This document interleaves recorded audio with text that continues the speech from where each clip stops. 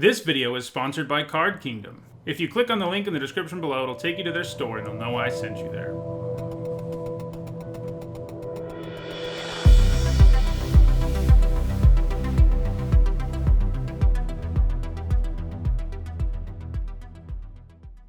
Hello everyone, I'm Nissa, and it's Friday, so that means it's time for another MTG Top 10, the series where I rank cards based on their historical performance at Magic's highest level of competition. Today, I'm looking at the Landfall mechanic. We know that the next set is going to be Zendikar Rising, and I think we can be reasonably confident we will see Landfall return. This is because we've seen it on our other trips to Zendikar, and Mark Rosewater and others have noted that it is one of the more popular mechanics there is. Landfall gives you some sort of effect when a land enters the battlefield under your control, so it is something you can trigger without going too far out of your way, although you can certainly abuse the triggers with fetch lands and things like that. Anyway, because we're probably going to see some new Landfall cards in the near future, I thought it would be a good idea to see what the best ones are right now. To be eligible for this list, a card did not technically have to have the word Landfall in the text box. This is because there are several cards that have been printed outside of Zendikar blocks that have effects that are functionally identical to Landfall, but they don't have the ability word. Instead, to be eligible for this list, a card had to have the text whenever a land enters the battlefield under your control. This allowed for more cards to be considered, and I think it makes sense because there's no real difference between cards with that effect and cards with Landfall. That said, I did not include cards that have more specific Landfall-like effects, like Valakut, the Molten Pinnacle, which only does something when you reach a certain number of lands, and only if those lands are mountains. In all, that meant that 80 cards were eligible for this list, and in this video, we'll talk about the 10 that have had the biggest impact on competitive Magic. Before we get started, a quick reminder on how I score cards in these videos. A Pro Tour, Players Tour, Mythic Championship, or Legacy or Vintage Championship event top 8 is worth 2 points, and a Grand Prix or Magic Fest top 8 is worth 1 point. Alright, let's get to the list. At number 10, it is Hedron Crab, whose Landfall trigger mills 3 cards from a library. Hedron Crab has never really found success in decks that seek to mill the opponent out. Instead, where the crab has really excelled is in decks where you use it to mill yourself. The crab does an amazing job of stocking your graveyard. You're gonna play lands, and if they're fetch lands, you're going to be able to mill up to 6 cards a turn.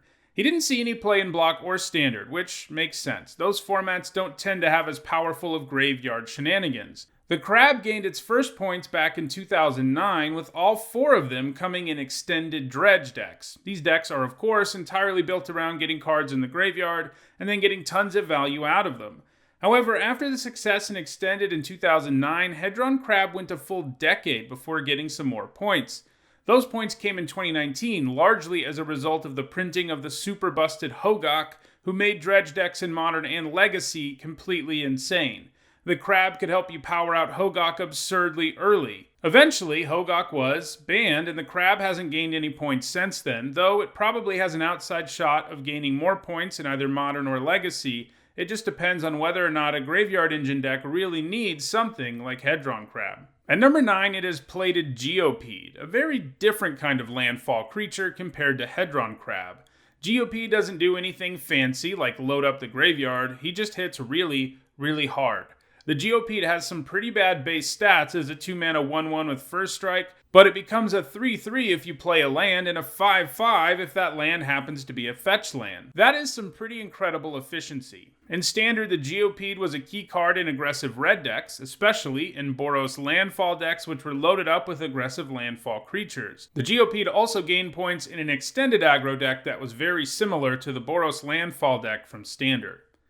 At number 8, I have a Miria Angel, whose Landfall trigger allows you to build a bird army. This means that if you wait to play her until you can also play a land, it's pretty difficult for you not to come out ahead of your opponent, since even if they kill her, the bird token will be sticking around.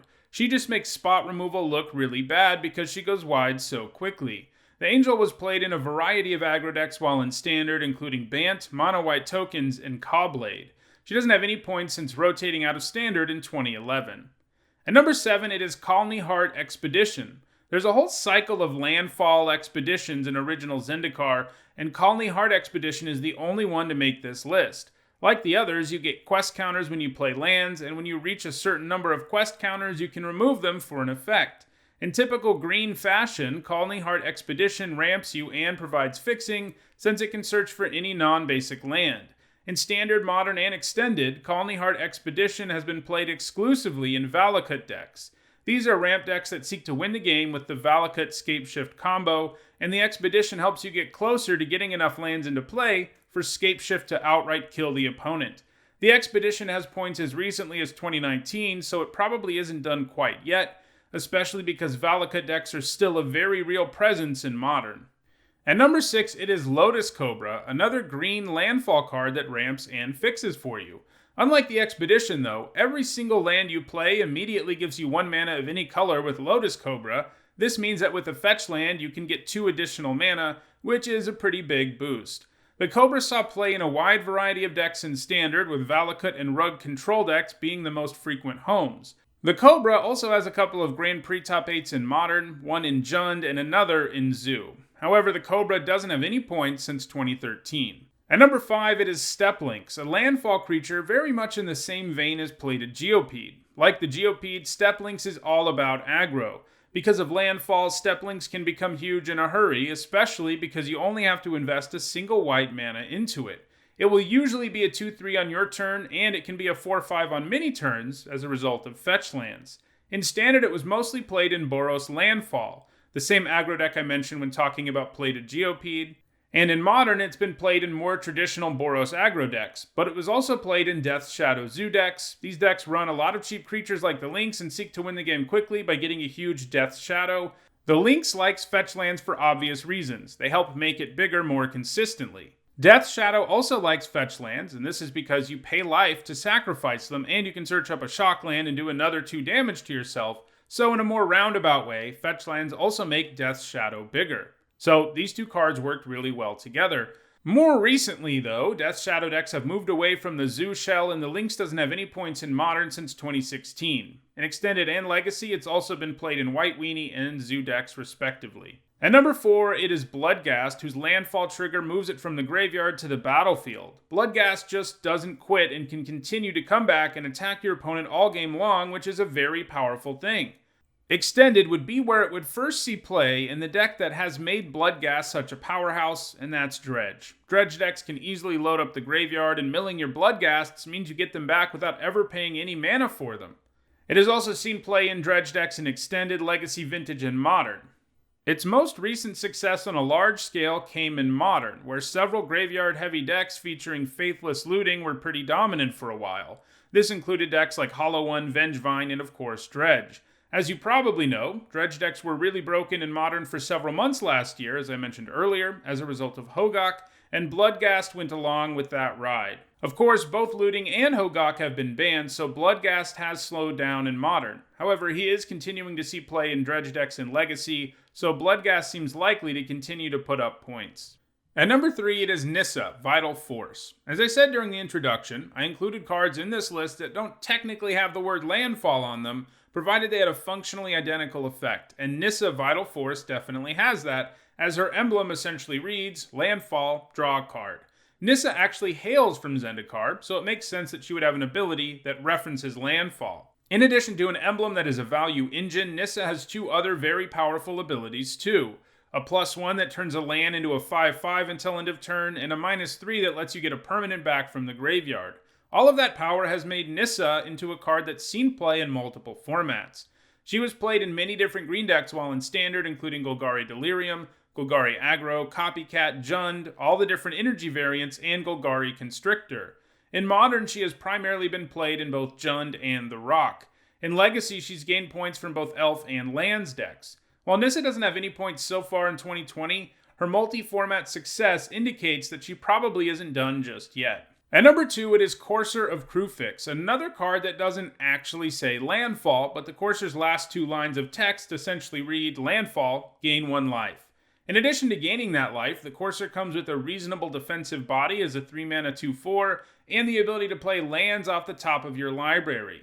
That is really what makes the Courser so powerful, as it allows you to effectively draw extra cards. Because you can play lands off the top of your library, this helps you get closer to drawing non-lands while also adding to your resources in play, and that's just great. The Landfall ability here may seem a little bit like an afterthought, but gaining life all game long is pretty effective, especially against more aggressive decks who struggle to attack through the Courser anyway. The Courser was heavily played in both block and standard, formats where it was effectively a staple, appearing in just about every green deck there was. However, the Courser has proven itself outside of those formats too. It's been played in Modern, where it has gained most of its points in Jund and Valakut decks. It has also gained 6 points in the relatively young Pioneer format, where it's been played the most in Sultai Delirium. Courser seems primed to continue to put up more points, especially with the advent of the Pioneer format, but can it ever catch the number 1 card on this list? Which is Tireless Tracker. One of my favorite cards of all time, the Tracker is another card that doesn't technically have the word landfall, but she functionally has text that says landfall, investigate. Tireless Tracker is an insane value engine. The clue tokens she gives you makes it incredibly difficult to ever come out ahead against her, because generally, she'll net her controller a single card at worst, and not only does she make all those sweet clue tokens, she also gets even bigger when you use them. This makes her simultaneously a value engine and a win condition, not something most 3-drops can say. That level of power has proven good enough to give Tireless Tracker considerable success in multiple formats. The Tracker saw a ton of play in Standard, pretty much being featured in any green deck you can imagine, but it has also become an important card in Modern, where it's been featured in a variety of decks, ranging from aggro decks based around Collected Company, to Scapeshift and Primeval Titan combo decks, to more mid-rangey decks like Jund or The Rock. It has also found some success in Legacy Lands, which, as you probably guessed, runs a ton of lands, so the Tracker spits out a ton of clues. Tireless Tracker currently has a massive lead on Courser of Crewfix, one that seems pretty insurmountable, especially as the Tracker continues to amass points in multiple formats. Well, that does it for this MTG Top 10. If you enjoyed this video, don't forget to like it and share it so that others can enjoy it too. If you want to make sure you catch future MTG Top 10s, don't forget to subscribe and turn on notifications. And if you need to catch up on the over 280 other MTG Top 10s I've already done, you should see the playlist on your screen now. Thanks for watching.